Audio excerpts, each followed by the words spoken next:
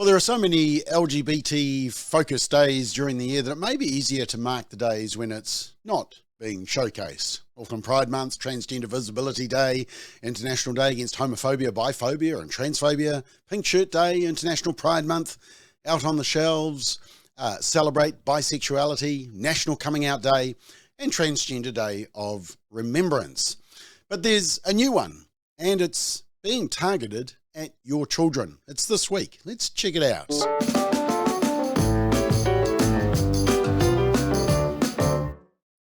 So for those who are still not bowing at the cultural altar, there is now Schools Pride Week Aotearoa for New Zealand schools, and it's being held this week, and it's overseen by the radical and governmental funded charity InsideOUT, or part of Rainbow Youth.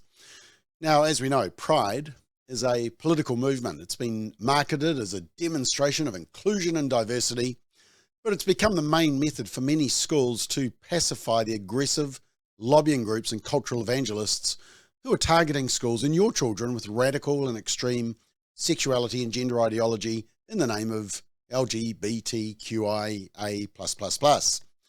And, you know, some adults in society now choose to attend Pride events, so-called Pride events, but children should not be indoctrinated in such political and moral material by their schools.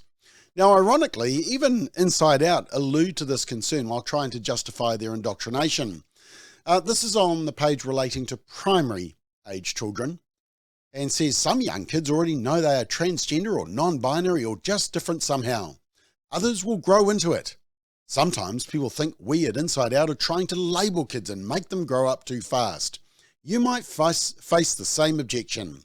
However, what we want is for kids to be able to play, try out wearing a skirt or sparkles, or a silly Santa beard if that calls to them. Try out he or she if they want, and in time grow healthily into whichever adult they are. 5-year-old Sam might grow into being Samuel or Samantha. Well, irrespective of the sexuality, heterosexual or otherwise, children should not be exposed to this extreme and confusing content. Parents, be prepared for Pride Week. Find out what activities your children will be given this week. Now, as in previous years, InsideOUT will be providing schools with worksheets, lesson plans, activity ideas. So keep an eye out, be prepared to withdraw your children from any lessons or activities of concern to you. Here's an example of the material that they want to push in primary schools, children as young as 5 years old. Stickers, all these lovely stickers. And they say, we have worked closely with rangatahi and our Takatapui community to gather this year's campaign around the Te Reo Māori Kiwaha, colloquial saying, poho kereru, a figurative expression that references the puffed up plumage of the native kereru bird. Historically an important food source for Māori, poho kereru cannot be directly translated. But in inspired English, however, it is often adapted as full of pride or puffed up with pride. As is the tradition, the school's Pride Week sticker variants are inspired by the various pride flags. And in addition to the ever-popular Progress Pride flag variant, this year's stickers, did I tell you this is for 5, 6, 7 primary school age?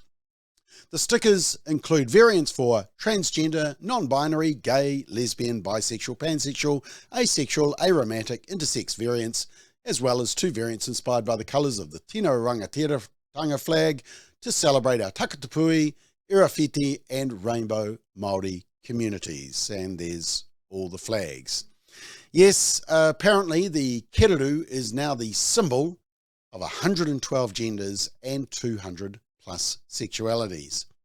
Now, it's also important to note that InsideOUT and Rainbow Youth are heavily funded by the government, and the resources are endorsed by the current, under fire, Minister of Education, Jan Tinetti. Focus Bullying and Discrimination, a workbook for schools creating inclusive and caring learning environments for all students, is a new resource informed by Rainbow students' experiences of bullying and discrimination. It's a practical workbook for any leaders, teachers, support staff, pastoral care staff, boards of trustees on the journey to creating an inclusive and safe school environment for their rainbow learning. Yeah, well, Jan, let's make it inclusive for all students and let's not pollute their minds with inappropriate sexual content. Now, included in the resources for schools is an all-inclusive colouring book that explores historical moments, figures, and the flags of the rainbow community, and it's targeted for primary and intermediate age learners. So your children may be getting the chance to colour in gender and sex on a spectrum. Egyptian royal servants, thought to be the first documented gays. They held hands, embraced each other, and were buried together. And colour in the gay flag. Each colour has its own meaning, apparently. Sexuality, healing, sunshine, nature, magic, and spirit. Or what about this one to colour in Kinky Boots, a musical about a show factory owner who teams up with a drag queen. And, well, I found this a classic. Oysters. Yep, apparently each one is both male and female with rough outsides and beautiful insides. They embody strength and beauty. Yes, we've reduced the sanctity of marriage and male and female and procreation to an oyster. And there's also a book database that has a range of categories, as you can see there. Now remember, this is also for young children.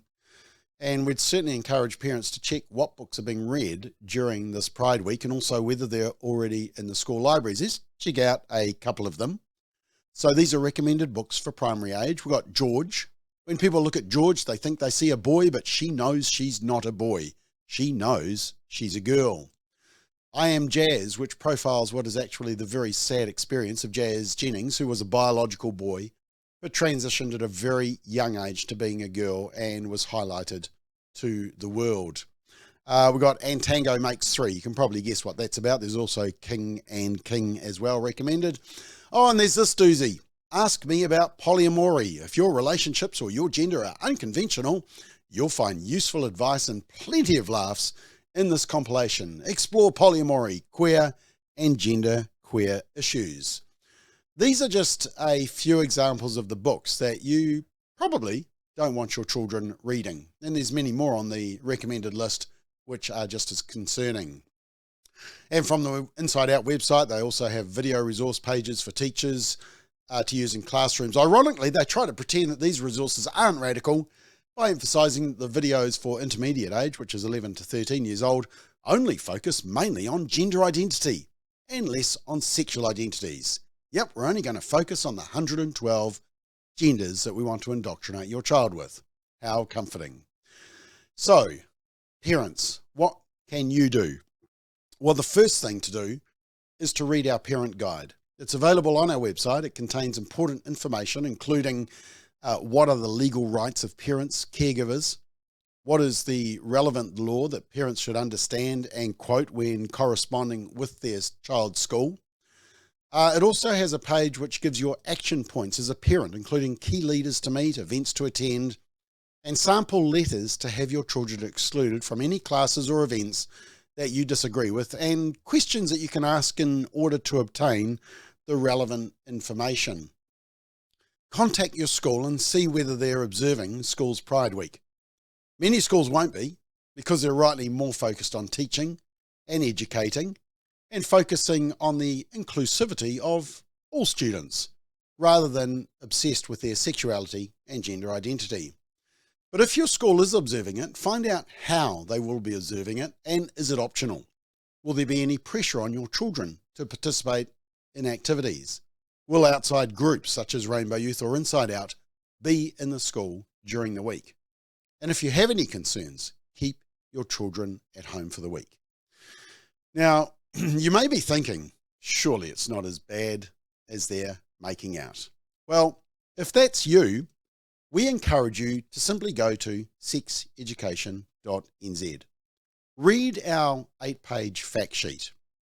If you're not sure whether the curriculum being targeted at your children is misleading, harmful, and immoral, you will be left in no doubt by the time you read this resource. And under Family Matters on our website and on our YouTube channel, there's a short presentation which presents the more disturbing information. It's been viewed by thousands and thousands of parents. You know, your role is so crucial. Hoping for the best as a parent, it doesn't seem to be any longer an option. Let's not leave the door open for our children to be indoctrinated about sexuality and gender theory by the voices of people whose agendas and values don't align with ours.